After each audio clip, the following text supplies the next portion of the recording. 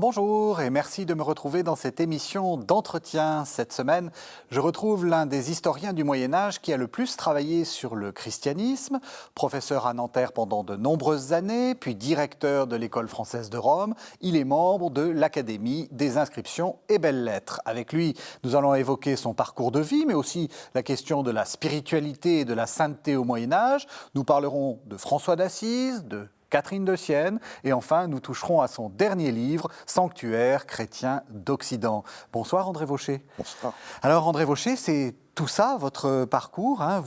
Vous avez touché à beaucoup de domaines du Moyen-Âge. Vous êtes un historien du Moyen-Âge occidental. C'est quoi un historien du Moyen-Âge occidental ? Alors, historien du christianisme, mais il ne faut pas oublier évidemment que le christianisme est divers et multiple et qu'à côté de l'Occident, c'est-à-dire l'Europe occidentale, il y a aussi des christianismes orientaux. Pour l'époque médiévale, le principal était le christianisme byzantin, l'église des Grecs qui s'opposait ou qui était juxtaposée à l'église des Latins. Et les Latins, c'était nous qui usions le latin comme langue liturgique. Et puis, il y avait l'église byzantine qui elle-même a christianisé les peuples slaves, la Russie, et puis les autres églises orientales qui étaient souvent, au Moyen-Âge, sous domination musulmane, mais qui étaient très importantes également. On va le redire plusieurs fois, mais les Français ont tendance à être un peu centrés sur eux-mêmes. Et quand on pense à l'histoire du Moyen-Âge, on pense à l'histoire du Moyen-Âge français. Quand on est médiéviste comme vous, on ne peut pas penser autrement qu'européen. Non, c'est vrai qu'il n'y a aucune époque, je crois, où la notion d'Europe soit si proche. Non pas qu'il y a eu des constructions politiques européennes comme aujourd'hui, mais il y avait une communauté, incontestablement, qui s'est formée entre l'époque carolingienne, 8e, 9e siècle, et puis le 12e, 13e. Il y a une communauté non seulement de croyances religieuses, mais aussi de mode de vie, de pensée, d'identité, etc. Et donc, cette conscience occidentale s'est manifestée à diverses reprises, par exemple dans le phénomène des croisades. Les croisades rassemblaient des gens de cultures et de pays très différents, aussi bien des Français, des Allemands, des Italiens, etc. Et pourquoi est-ce que tous ces gens-là collaboraient, coopéraient ? Eh bien, c'est parce qu'ils avaient des idéaux communs, des idées communes. Donc, on peut difficilement faire l'histoire du Moyen-Âge en s'en tenant aux États nationaux, parce que d'abord, ces États, beaucoup n'existaient pas, et qu'il y avait des constructions comme l'Empire dans le monde médiéval qui continuaient à réunir des gens très différents, les uns qui parlaient allemand, d'autres français, d'autres des langues slaves, etc. Donc, le Moyen-Âge nous conduit presque inexorablement à l'Europe. À l'Europe et même à se projeter un peu vers l'Orient. Voilà, avec ces projections lointaines, en particulier justement à l'époque des croisades, ce qu'on appelle les États latins d'Orient, la Terre Sainte, et puis des prolongements alors plus discutés, puisque à un certain moment, au XIIIe siècle, les chrétiens d'Occident ont considéré les chrétiens d'Orient, enfin les Byzantins, comme des hérétiques et ont conquis Constantinople et ont créé même un empire latin de Constantinople. C'est une triste histoire, mais enfin bon. Donc l'Occident, à ce moment-là, est en pleine expansion et cette expansion continuera ensuite à partir du XVe siècle vers des mondes plus lointains, mais on voit croître et se renforcer à mesure qu'on avance dans le temps une conscience occidentale. Comment est-ce qu'on devient historien du Moyen-Âge et en particulier du christianisme du Moyen-Âge ? Alors, d'abord, on devient historien parce qu'on aime ça. On aime l'histoire. Donc, moi, j'avais un père qui était dans l'administration, mais qui avait une vocation manquée d'historien. Enfin, il aurait rêvé de l'être. Les circonstances ne lui ont pas permis. Mais chez nous, dans la maison, il y avait beaucoup de livres d'histoire, surtout d'histoire contemporaine. Mais enfin, j'ai été très, très jeune. Ma bibliothèque et mes lectures étaient essentiellement historiques.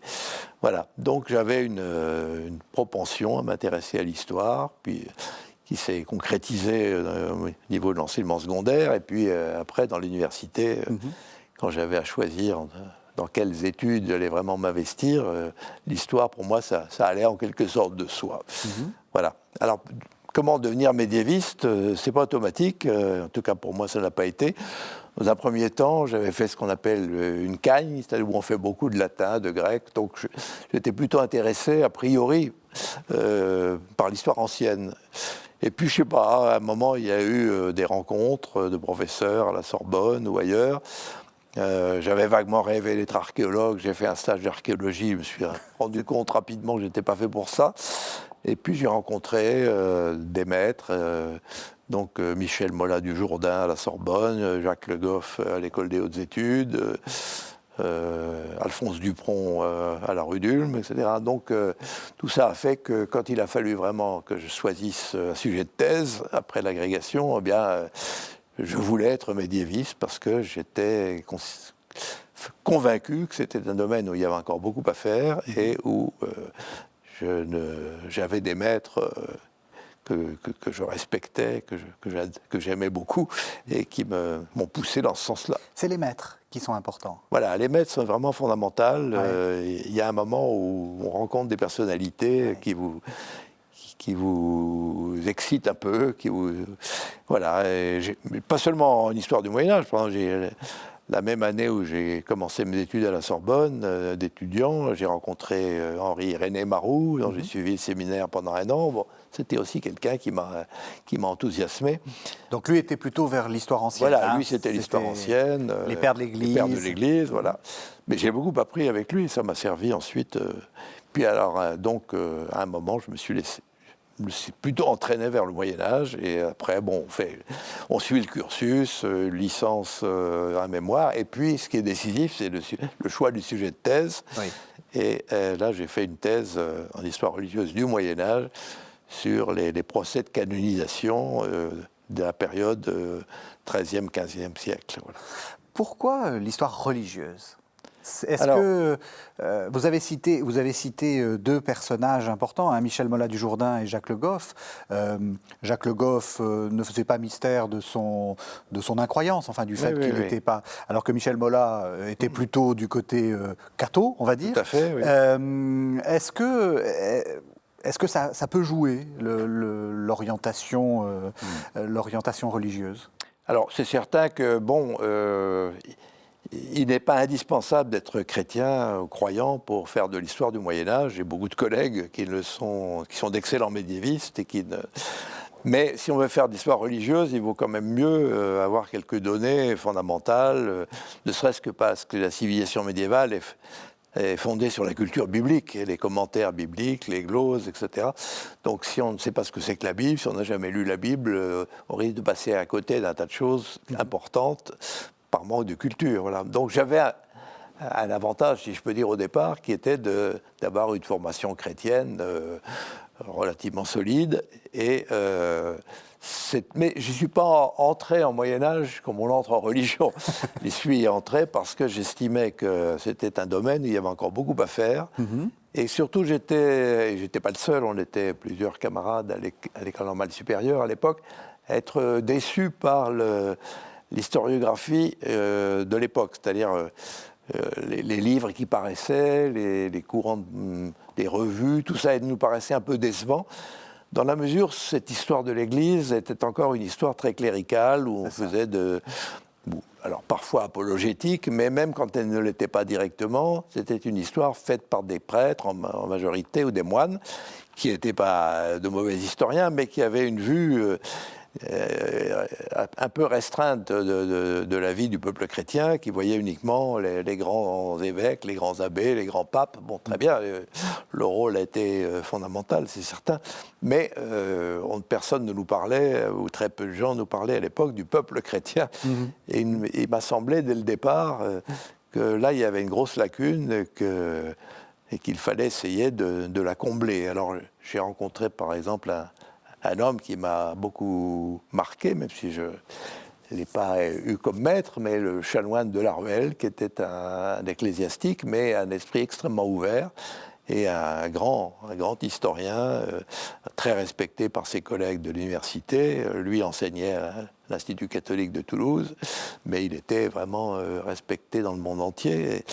Et j'ai aussi eu la chance de rencontrer à Strasbourg, où j'habitais à l'époque, le père Congar, dominicain célèbre, devenu cardinal à la fin de sa vie, et qui avait été exilé à Strasbourg, si je peux dire, par Pie XII. Et comme j'étais étudiant à ce moment-là, on le faisait souvent venir dans les cercles étudiants catholiques que je fréquentais. J'ai même eu le plaisir de faire un jour un voyage avec lui. On a parlé de théologie médiévale, mais c'était pas seulement un théologien, c'était aussi un grand historien. Oui. Et il m'a en particulier vraiment révélé ce que c'était que l'ecclésiologie, c'est-à-dire l'idée que l'Église se fait d'elle-même à une époque donnée, et dans un contexte donné, et qui évolue avec l'histoire. Parce que l'histoire religieuse, c'est pas quelque chose qui tombe du ciel, mais elle est très liée, et c'est là la nouveauté qui est apparue dans les années, justement, 70-80 du siècle dernier, c'est de mettre l'histoire religieuse en relation avec l'histoire économique et sociale, même l'anthropologie historique, etc. Et ça, c'était les idées, justement, de Le Goff, qui apportait beaucoup dans ce domaine-là, par son séminaire de l'École pratique des hautes études, ses travaux personnels, etc. Voilà. Donc j'étais dans un contexte qui était un peu en fermentation, suite à une déception vis-à-vis de ce qui se faisait à la même époque chez les gens plus âgés. Voilà. Oui, mais j'ai dû relire, ça c'est vraiment une expérience de lecteur, je vous ai relu et on sent que, bon, évidemment les grands personnages arrivent sous votre plume quand ils ont besoin d'arriver, vous citez les noms des papes et des évêques, mais un des traits de votre prose, si je puis dire, c'est les chrétiens, le peuple, c'est ça votre intérêt. C'est en gros les gens, comment les gens vivent. Voilà. Et ça, c'est un peu le fil rouge, de mon œuvre, depuis le début jusqu'au dernier volume sur les sanctuaires, les pèlerinages, etc. C'est comment vivaient leur christianisme, les gens. Donc pas forcément les les gens, c'est très varié. Ça peut aller évidemment depuis les grands seigneurs laïcs jusqu'aux paysans les plus pauvres. Mais il y avait à cette époque une relative unité de croyance. C'était beaucoup moins cloisonné, disons, que ça a pu l'être par la suite. Et donc, essayer de retrouver les motivations religieuses de tous ces gens-là me paraissait un but de recherche important. Mais le problème, c'était les sources, parce que l'historien, il ne pas seulement avec des idées. Comment on fait l'histoire des gens ? Il faut qu'il trouve des documents. Et j'ai eu la chance d'être orienté, j'avoue que ça remonte quand même pour moi à une soixantaine d'années, donc j'ai oublié parfois certains... Je ne sais plus si c'est Le Goff ou si c'est Mola, un de mes deux maîtres, qui m'ont dit « Tiens, puisque vous cherchez un sujet de recherche, devriez vous intéresser au procès de canonisation ». À l'époque, je ne savais pas grand-chose là-dessus, et je suis allé me renseigner. Mais puis, je me suis rendu compte très vite qu'effectivement, il y avait une masse de sources importantes là, et qui n'était pratiquement jamais exploitée. Et c'est très intéressant parce que ce qu'on appelle procès de canonisation sont des enquêtes que la papauté fait ou fait faire, et pour, avant de se décider, savoir si un personnage est saint ou a été saint et mérite d'être vénéré par le peuple chrétien. Et ce type de source apparaît au début du XIIIe siècle, parce que la papauté, à ce moment-là, reprend en main le culte des reliques, le culte des saints, qui était un peu allé à volo, disons, dans les siècles précédents. Et donc, la papauté essaye de remettre un peu d'ordre là-dedans, et surtout de fonder cela juridiquement dans le cadre d'un véritable procès, c'est-à-dire il y a des juges qui décident en dernière instance, mais il y a des enquêtes avant, et les enquêtes sont intéressantes parce que on entendait et on enregistrait par écrit les propos des gens qui avaient connu ces candidats à la sainteté. Voilà. Donc on voyait l'idée qu'ils se faisaient eux-mêmes de la perfection chrétienne, du saint, etc., le rôle des miracles, le rôle des vertus. Donc il m'a semblé que c'était un révélateur extrêmement intéressant. Et puis ensuite, l'attitude du clergé, de l'Église romaine vis-à-vis de ces dossiers. Certains ont été rejetés, d'autres ont été acceptés. Pourquoi? Comment? Vous voyez. Donc c'était tout un monde qui finalement avait été négligé jusque-là. Je me suis lancé là-dedans à corps perdu, si je peux dire. J'ai passé une dizaine d'années aux archives du Vatican et à la Bibliothèque Vaticane à étudier ces sources, et j'en ai tiré un gros livre qui a été la sainteté en Occident au dernier siècle du Moyen-Âge. Donc effectivement un gros livre. Vous en retenez quoi? Que la sainteté, enfin que tout cet exercice-là est un exercice rationnel. Enfin moi c'est ce que je trouve très intéressant dans ce que vous dites, c'est que il y a des questions de piété, des questions de... Bon, mais tout ça est raisonnable. Les médiévaux ne sont pas ces espèces de personnages obscurantistes, etc. Tout ça est très, très raisonnable. Non, non, absolument. Il y a une idée commune de la sainteté qui marque beaucoup les gens. Et dès qu'ils voient un certain style de vie qui s'accompagne de manifestations surnaturelles, à ce moment-là, ils sont portés à voir dans les personnes en question des saints. Voilà. Alors le problème, c'est de savoir si leur perception est toujours exacte ou pas. C'est là que le clergé intervient, les théologiens, les canonistes de la curie, etc. Mais ce qui est intéressant, c'est le fait que la sainteté n'est pas considérée comme une espèce d'idéal éthéré ou mystique, même s'il y a quelques saintes mystiques à l'époque, mais il n'y en a pas beaucoup, ce sera plus tard surtout. Et qu'est-ce qui fait et que la sainteté est considérée comme une véritable force, un pouvoir, non pas un pouvoir politique, mais un pouvoir dans la vie des gens, dans la vie du monde, qu'un saint peut changer la société, qu'un saint peut changer le comportement d'un groupe social, vous voyez.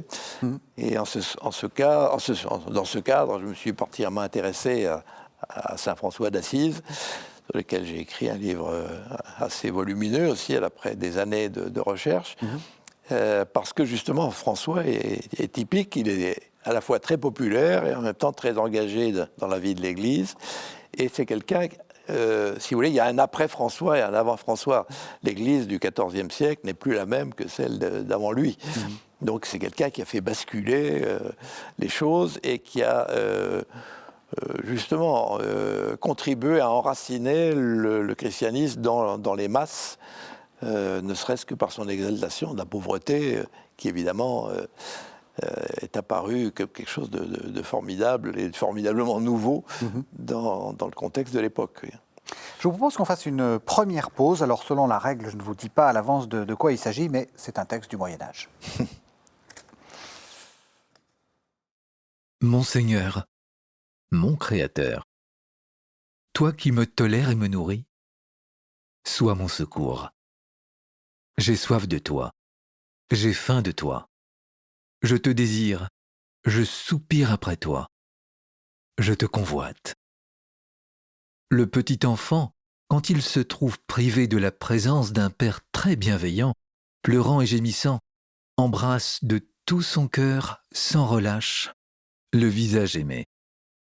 De même, moi, non pas autant que je le dois, mais autant que je le puis, je me rappelle ta passion.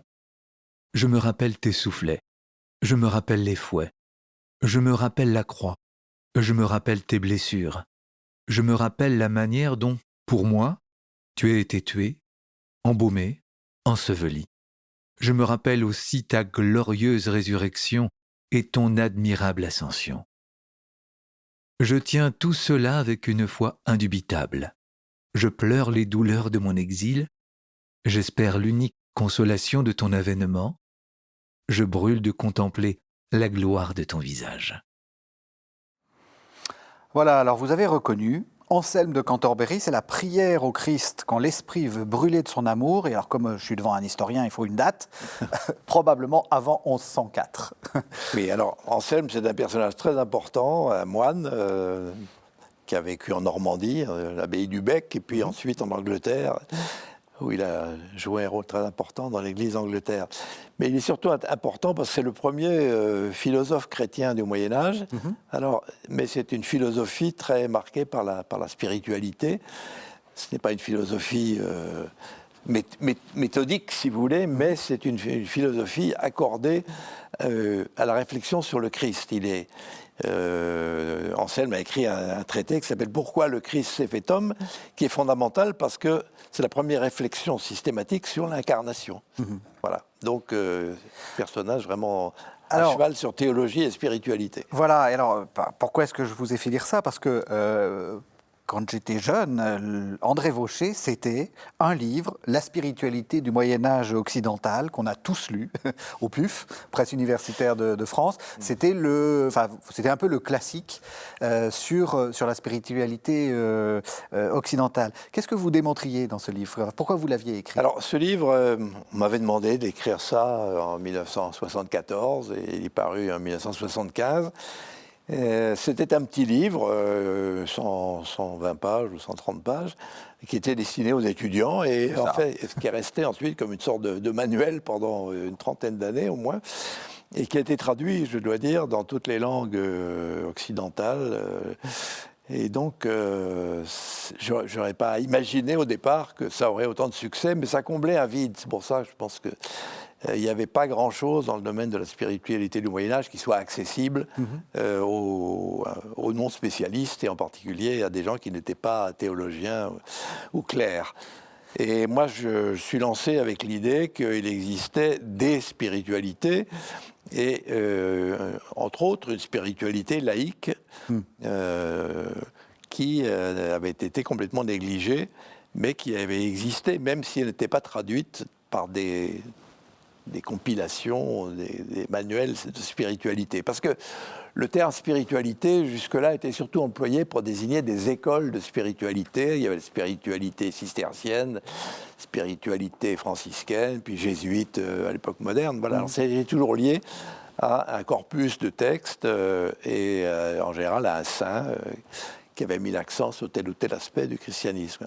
Mais je pense que la spiritualité dépasse cette notion de corpus de texte et c'est aussi une certaine manière d'envisager la vie religieuse, la vie chrétienne, en privilégiant évidemment toujours tel ou tel aspect. La spiritualité franciscaine, privilégie la pauvreté, c'est évident, la spiritualité ignatienne privilégie l'action dans le monde.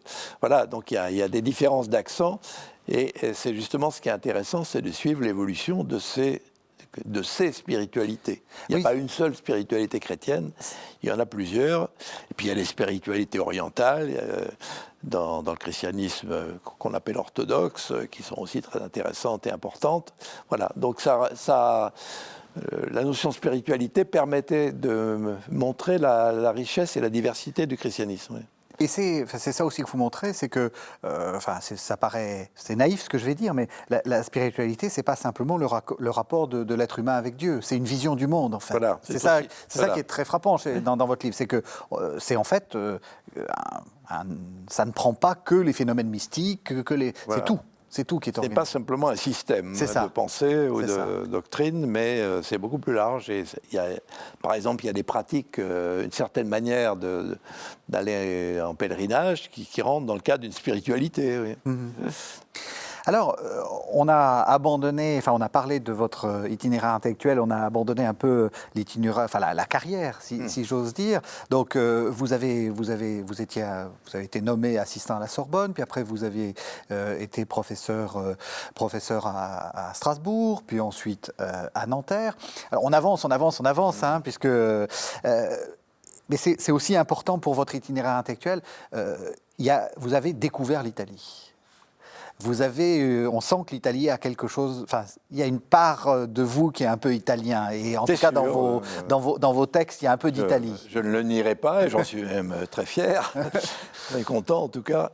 Effectivement, j'ai découvert. Je n'avais pas fait d'italien au lycée, je n'étais pas spécialement a priori porté sur l'Italie. Mais je me suis vite rendu compte, quand j'étais encore étudiant à la rue d'Ulm, que l'histoire religieuse était beaucoup plus développée et avancée, je dirais, en Italie qu'en France à la même époque. Oui.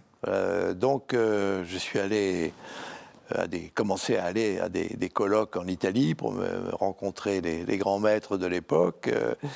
Et puis, j'ai eu la chance d'aller en 1965 à l'École française de Rome, où j'ai passé 3 ans à faire de la recherche, puis je suis retourné ensuite 2 autres fois, et la dernière fois comme directeur de cette école. Donc au total, j'ai passé 18 ans de ma vie en Italie, donc ça m'a donné une grande familiarité avec ce pays et avec ses historiens, parce qu'il y a une excellente école d'historiens, et en particulier dans les années 1980, 70 à 2000, des historiens du christianisme médiéval. C'était vraiment... et en particulier tout ce qui concerne le franciscanisme, bien entendu, mais aussi les dominicains, les évêques, enfin, il y a la curie romaine, la papauté, enfin, tout ça en Italie est beaucoup plus étudié qu'en France, et dans un esprit, je dois dire, assez avancé pour l'époque. Voilà.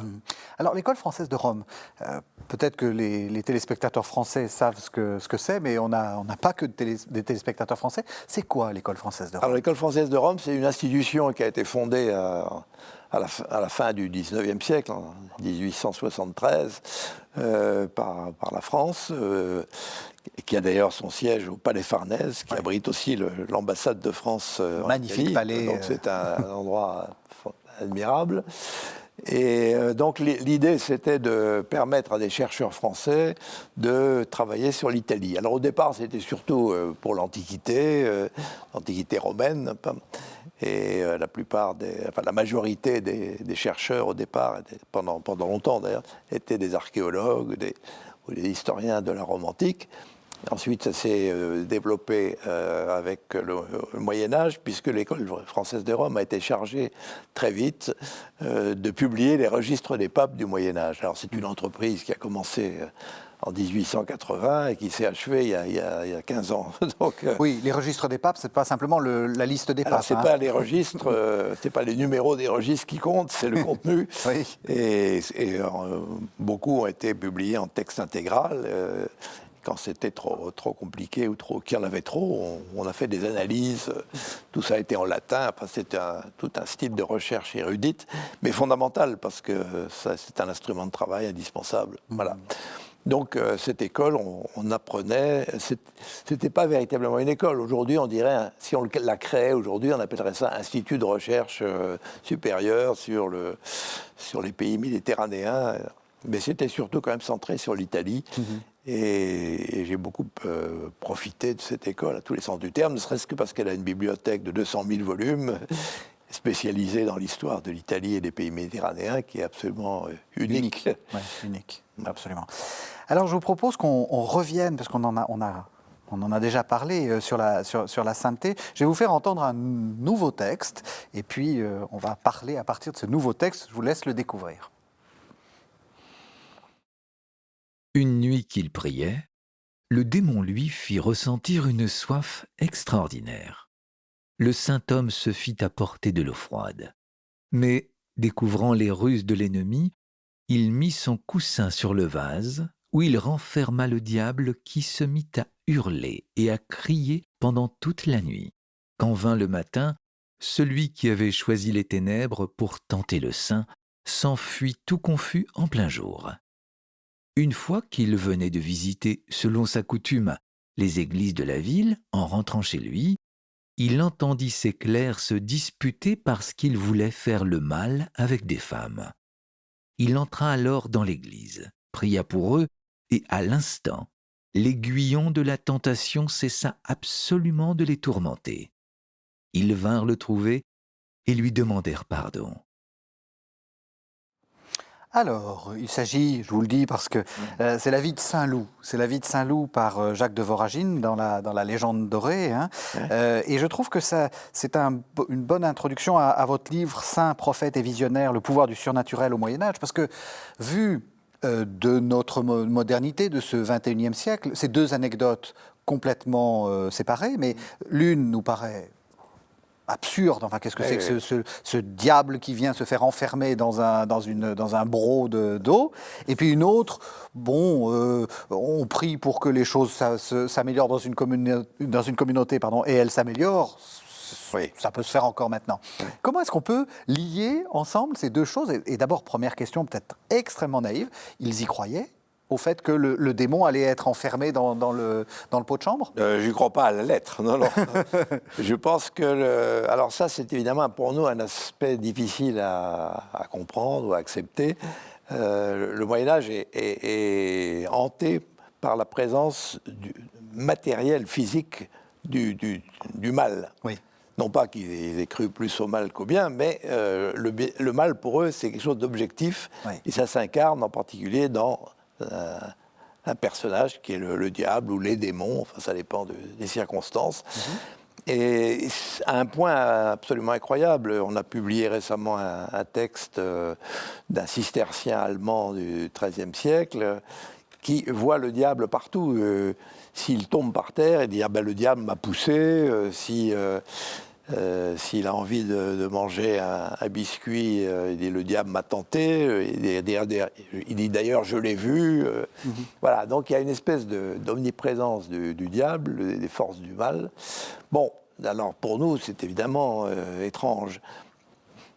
Cela dit, c'est un vocabulaire, c'est une façon de parler, si je peux dire, parce que nous sommes aussi en proie aux forces du mal. Et, ô combien. Voilà, ô combien. Et voilà, si on étudie le vocabulaire politique actuel, on parle aussi beaucoup du mal. Sous une forme plus abstraite, c'est pas le mal, encore que parfois on tend à l'incarner dans des personnes vivantes, mais enfin, en règle générale, on parle plutôt du mal comme d'une abstraction avec un grand M, et puis tous les mots qui en... Voilà, donc il y a cette personnalisation du mal qui pour nous rend un peu difficile parfois la compréhension de certains textes médiévaux. Mais ça n'est pas une preuve d'irrationalité. Non, pas du tout. Et alors je crois que ce qui est important aussi pour comprendre l'influence des saints, particulièrement fort dans cette époque, c'est que la conception de la santé n'est plus la même qu'aujourd'hui. Bien sûr, il y avait des médecins, mais enfin, il n'y en avait pas énormément, puis ils n'étaient pas tout à fait extrêmement savants ou compétents. Voilà, donc aujourd'hui, on considère que, par exemple, que les maladies, ça relève de la médecine, et puis... Voilà, c'est tout. Et puis que les malheurs qu'on peut avoir dans la vie personnelle ou collective, c'est autre chose. Mm-hmm. Là, il y a un continuum. Au Moyen-Âge, on considère qu'il n'y a pas de coupure entre la maladie et les problèmes de conscience ou les souffrances, les tentations, etc. Vous voyez, il y a un continuum de la vie, de l'esprit, qui fait que quand on a affaire à quelqu'un de malade, on considère bien sûr qu'il faut essayer de le soigner, mais en général, ça ne donnait pas grand-chose, et que le recours, c'est finalement un pouvoir, le pouvoir du saint, qui, soit parce qu'il est encore vivant et qu'on lui demande d'intervenir, mais le plus souvent, on va prier un saint dans un sanctuaire, et on prie sur ses reliques ou sur sa tombe, et on attend de lui qu'il intervienne de façon mystérieuse pour guérir le malade, mais tout en étant convaincu qu'au fond, cette maladie, elle est plutôt due à l'influence du démon que ce qu'on appelle aujourd'hui des microbes ou des virus, etc. Voilà. Donc il y a une espèce de continuum qui va depuis la souffrance physique jusqu'à la souffrance morale, et on ne coupe pas au milieu en disant ça relève de la médecine, ça relève de la psychologie ou des problèmes de morale. Voilà. Et donc, c'est pour cela que, bien sûr, quand on considère des recueils de miracles du Moyen-Âge, quand on les lit comme ça à la file, on se dit, bon, la plupart de ces miracles, aujourd'hui, on pourrait très bien les expliquer par des raisons physiologiques. Il n'y a pas besoin de recourir à un saint ou à la Sainte Vierge pour expliquer une guérison de ce genre. Mais il reste quand même que dans la masse de ces miracles, il y en a énormément, il n'y a pas que des miracles de guérison de santé. Les gens demandent quand ils viennent, s'adressent à un saint, ils demandent la santé, bien sûr, s'ils sont malades, pour eux ou pour leurs proches, mais ils demandent aussi, et au moins autant, le salut. C'est-à-dire qu'il n'y a pas de coupure, là non plus, entre santé et salut. C'est-à-dire le même mot en latin, salus, ça désigne à la fois la santé physique et la santé mentale et le salut.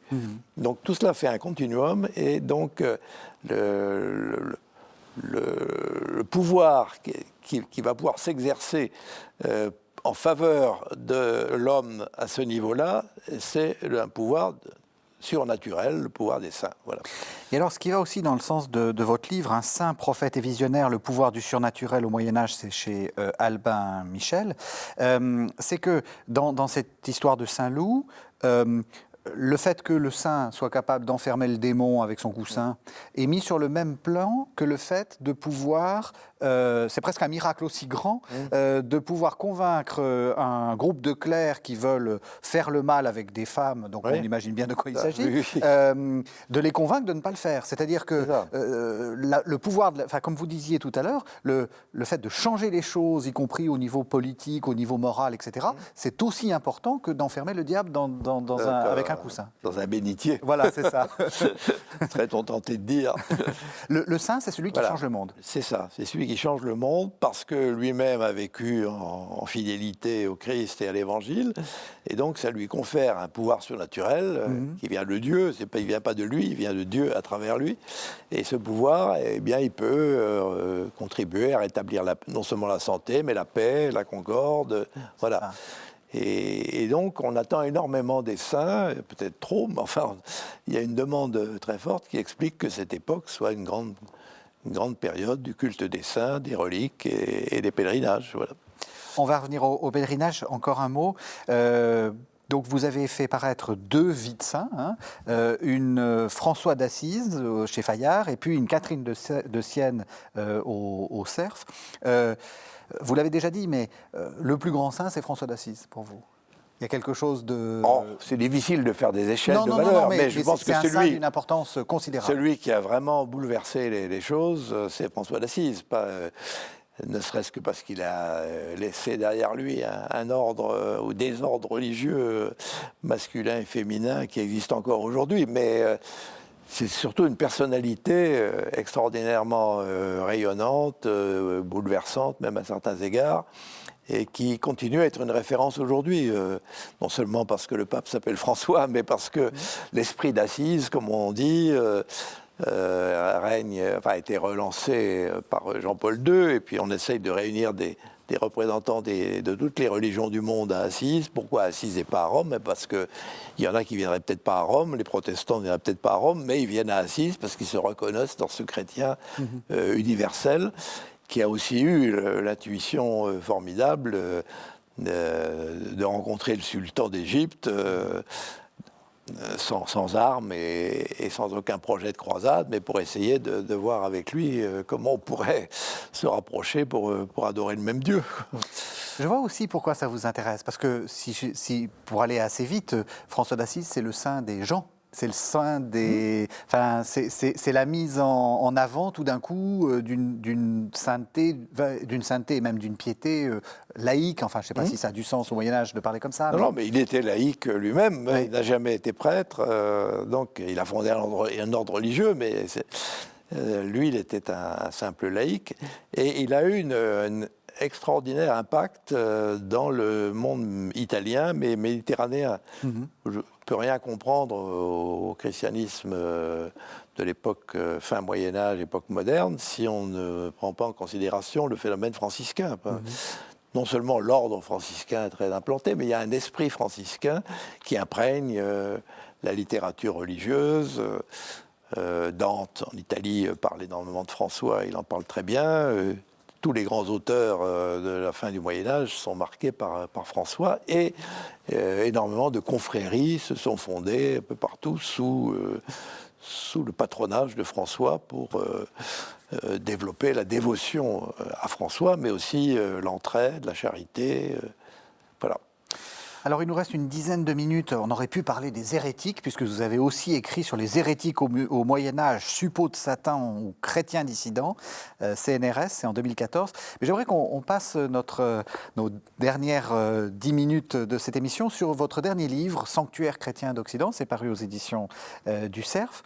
Et là aussi, on sent que c'est une histoire des gens que vous voulez faire. J'ai envie d'abord de vous poser une première question un peu naïve. Est-ce qu'un sanctuaire, c'est juste des reliques de saints qu'on va voir? Alors, il y a une proportion très importante de sanctuaires qui sont liés à des reliques, au moins au départ, c'est sûr. Et il y en a aussi de plus en plus, à mesure qu'on avance dans le temps, à partir du XIIIe, XIVe, qui sont liés à des images saintes, c'est-à-dire des représentations, soit des statues, soit des peintures, dont on considère qu'elles sont, pour des diverses raisons, miraculeuses. En particulier les images de la Vierge qu'on disait peintes par Saint Luc, parce que Saint Luc est censé avoir été peintre, et on lui prêtait le fait d'avoir représenté la Vierge à l'enfant, et que cette image qui avait été transmise par Byzance, ensuite arrive en Italie, et on commence à peindre partout, dans les villes et dans les campagnes, des images de la Vierge sous les traits de... Voilà. Et donc, il y a toujours quand même, dans un sanctuaire, quelque chose d'extraordinaire, que ce soit des reliques, soit une image réputée miraculeuse, soit un relief aussi extraordinaire. Beaucoup de sanctuaires sont placés dans des sites vraiment remarquables au point de vue paysage, soit des sites très, très arides, très durs, comme la Verna, par exemple, en Italie, où le Saint François d'Assise a reçu les stigmates, et au contraire d'autres. Rocamadour. Rocamadour, voilà. Magnifique site. Souvent, c'est lié à des grottes aussi, les sanctuaires qui étaient liés au culte de Saint-Michel, était le Mont Gargan en Pouille. Il y avait tout un culte de Saint-Michel lié aux grottes et au sommet des montagnes aussi. Notre Mont Saint-Michel a hérité de cette tradition. Voilà, donc il faut qu'il y ait quelque chose... Enfin, pour qu'on puisse parler de sanctuaire, il faut qu'il y ait quelque chose d'extraordinaire. Une église paroissiale où il se passe simplement la vie liturgique et sacramentelle n'est pas forcément un sanctuaire. Elle l'est, si on veut, au sens liturgique du terme, dans la mesure où le sacrifice eucharistique fait que le Christ y est présent pendant la messe, etc. Mais pour ce qui est de l'anthropologie religieuse, si vous voulez, le sanctuaire est quelque chose d'un peu différent, mesure où on cherche un témoignage précis de la vie d'un saint qui a laissé un souvenir marquant pour une raison ou pour une autre, et on cherche aussi un contact direct avec le surnaturel. Et c'est là justement que, par exemple, les sites jouent énormément, parce que on arrive dans certains endroits, certains sanctuaires, où on est déjà, en quelque sorte, impressionné par le cadre géologique, végétal, etc. Il y a déjà une ambiance spirituelle. Si vous allez au Carceri à Assise, l'ermitage Saint-François, avant même d'entrer dans un petit sanctuaire, vous arrivez au milieu d'une forêt pleine un torrent. Enfin, il y a vraiment un cadre absolument idyllique. Et puis ensuite, vous pénétrez dans le Saint des Saints, si je peux dire, et vous vénérez, vous passez par les lieux où a vécu François, dans des grottes, etc. Voilà. Et alors, deuxième partie de ma question, est-ce que ça n'est que visiter, ou rentrer en contact avec le surnaturel, le sanctuaire? Est-ce que c'est pas tout autre chose, ou beaucoup d'autres choses en même temps? Alors, c'est beaucoup de choses à la fois. D'abord, le pèlerinage était souvent communautaire. Oui. On y allait en groupe. Et donc, c'est une expérience d'église. Une expérience de vie commune, oui, de vie collective. On y allait, alors... Certains y allaient en couple, puis beaucoup y allaient en confrérie ou en groupe de pèlerins, pénitents. Voilà, donc il y avait toute une... il y a aussi des pèlerins individuels, mais enfin, la façon la plus fréquente d'y aller, c'était en collectif. Donc il y avait une expérience de vie collective. Il y a l'expérience de la marche aussi. La marche, c'est pas seulement de mettre un pied devant l'autre et de recommencer. C'est une manière de s'extraire du quotidien, de participer aussi à à la souffrance du Christ montant au calvaire, parce que ces marches étaient souvent douloureuses, les gens montaient souvent pieds nus au sanctuaire. Il y a une manière d'essayer de s'identifier au Christ souffrant, de façon à pouvoir bénéficier aussi, en retour, en quelque sorte, des dons, des grâces que le Christ pouvait faire, ou les saints pouvaient transmettre à ceux qui venaient ainsi en pèlerinage. C'est pas un hasard si beaucoup de ces sanctuaires s'appellent Notre-Dame de Grâce, où il y a le mot grâce très souvent dans toutes les langues de l'Europe. En Allemagne aussi, il y a beaucoup d'endroits qui s'appellent Gnadental, la vallée des grâces. C'est vraiment l'idée d'aller chercher une grâce. On sait qu'on en est indigne, mais on sait aussi qu'on peut faire, en sortant de son milieu ambiant, en faisant un effort, et parfois douloureux, qui peut durer d'ailleurs des semaines si on fait un pèlerinage, ou des mois si on fait un pèlerinage lointain, eh bien, à la fin, on sera différent de ce qu'on était au départ. Et le sanctuaire lui-même, c'est pas que l'église, c'est toute une petite industrie, si je puis me permettre, toute une petite entreprise, Tout à fait. avec quelquefois des directions tout à fait différentes de ce qu'on pourrait s'attendre. Il n'y a pas que de l'hôtellerie. Ah non, pas du tout. D'abord, il faut bien voir qu'au Moyen-Âge, on restait souvent une semaine. Ce qu'on appelle, encore aujourd'hui, on utilise parfois l'expression faire une neuvaine. Oui. Faire une neuvaine, c'est rester 8 jours dans l'attente d'un miracle ou d'une guérison ou de retrouver la foi. Enfin bon, donc il y avait un temps assez long où on vivait ensemble. Alors on était accueillis en général soit par si c'était un petit sanctuaire rural, on était accueillis par un ermite. Si c'était un grand sanctuaire, on était accueillis par des moines ou des chanoines qui s'occupaient de vous, voilà. On voit encore ça aujourd'hui quand on suit le chemin de Compostelle, Absolument. par exemple. Oui, Ouais. oui. Donc il y avait déjà aussi tout le problème de l'hospitalité, le problème de l'accueil, et puis l'expérience de la différence, parce qu'on arrivait dans des pays qu'on ne connaissait pas, où les gens étaient d'ailleurs pas toujours extraordinairement bienveillants. Ça dépendait. Quand on arrivait en Terre Sainte, on commençait par être rançonné par les Turcs. Oui, oui. Donc, Oui, c'était voilà. prévu. Donc, c'était aussi s'ouvrir non seulement aux autres, mais à l'autre avec un grand A majuscule. Et à l'altérité. Ouais. Donc, ce qui est frappant dans les récits de pèlerinage, c'est que ceux qui les écrivent, qui sont les pèlerins cultivés, qui étaient capables de tenir un livre de mémoire, disent tous à combien ça les a changés d'avoir fait ce déplacement.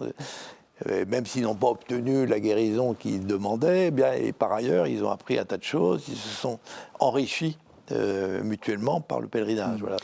Alors, ce que vous montrez aussi dans votre livre, c'est qu'il y a le pèlerinage roi, qui est le pèlerinage à Jérusalem.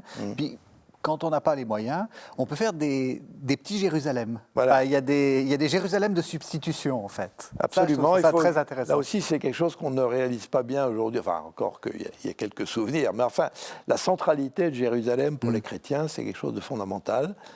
Plus ou moins fort suivant les époques. Mais enfin, il y a quand même cette présence. Il y a l'idée quand même que Dieu s'est incarné dans un lieu. Hein. Ces lieux, c'est les lieux saints, et c'est Jérusalem, c'est là où a vécu le Christ, la Vierge, etc. Donc il y a une focalisation sur ce qui explique les croisades. Sinon, on ne serait jamais parti des mois ou des années en croisade si on n'avait pas eu l'impression qu'il fallait délivrer les lieux saints, c'est-à-dire les endroits où le Christ avait vécu. Donc, focalisation sur Jérusalem et les lieux saints. À un certain moment, à partir du XIVe siècle, ces lieux saints deviennent de plus en plus difficilement accessibles parce qu'ils sont définitivement tombés entre les mains des musulmans. Après des Turcs, où ça se passe encore plus mal. Donc, on va créer des sanctuaires de substitution. On va dire en Italie que la maison de la Vierge à Nazareth est arrivée en Italie par la voie des airs. Bon, on peut discuter, on peut être sceptique, mais enfin, l'idée qui est intéressante, c'est que la maison de la Vierge, finalement, elle n'avait plus sa place en Palestine parce que c'était les mécréants qui la géraient, donc il fallait qu'elle vienne chez les bons chrétiens. Et voilà, c'était ça qu'il y avait derrière cette idée. La couronne d'épines arrive à Paris, Saint-Louis crée la Sainte-Chapelle, c'est aussi une manière de transférer en France le mystère de la passion et de la résurrection du Christ. Voilà. Donc toutes sortes de transferts qui sont très intéressants, qui se multiplient partout, même dans des petits sanctuaires locaux. Et puis il y a une chose assez extraordinaire, l'Italie du 14e, fin 15e, début 16e, ce qu'on appelle les Sacri Monti, les montagnes sacrées, où c'était des franciscains qui avaient été en Terre Sainte, de la custodie de Terre Sainte, et qui avaient dû partir à cause des Turcs, et ils reconstituent en pleine nature dès Jérusalem. Ils construisent un vrai décor du cinéma. Aujourd'hui, on dirait une bande dessinée, mais vous voyez, ils feront le palais de Pilate, le palais de Caïphe, la maison de la Vierge, etc. Et les laïcs sont invités à se rendre là pour intérioriser, se rendre compte de ce que c'était que Jérusalem, pour intérioriser la vie et la mort de Christ. Voilà. Et ça a un grand succès dans les pays, surtout en Italie, jusqu'à l'époque moderne. Et puis on en trouve après jusqu'en Pologne. Voilà. Donc il y a ce besoin d'avoir un contact avec, y compris physique, matériel, avec Jérusalem, de rester en liaison, en lien. Quand on ne peut plus y aller, on trouve des sanctuaires de substitution. Voilà, merci beaucoup André Vaucher. Cet entretien est passé très vite. Alors je rappelle quelques titres et puis je montrerai votre dernier livre, donc La spiritualité du Moyen-Âge occidental, aux presses universitaires de France, Saint, prophète et visionnaire, le pouvoir du surnaturel au Moyen-Âge chez Albin Michel, François d'Assise aux éditions Fayard, et puis le dernier, Sanctuaire chrétien d'Occident, donc c'est aux éditions du Cerf, et donc c'est là où vous montrez toute cette histoire des sanctuaires et tout ce qu'on a essayé de dire, c'est que c'est beaucoup plus qu'un simple lieu où on passe. Un sanctuaire, c'est tout un système, toute une économie, c'est un livre tout à fait passionnant, je dois dire. Je recommande absolument ça à nos téléspectateurs. Merci beaucoup, André Vaucher. Merci. Merci à vous. Merci de nous avoir suivis. Vous savez que vous pouvez retrouver cette émission sur le site internet de la chaîne www.ktotv.com et on se retrouve la semaine prochaine.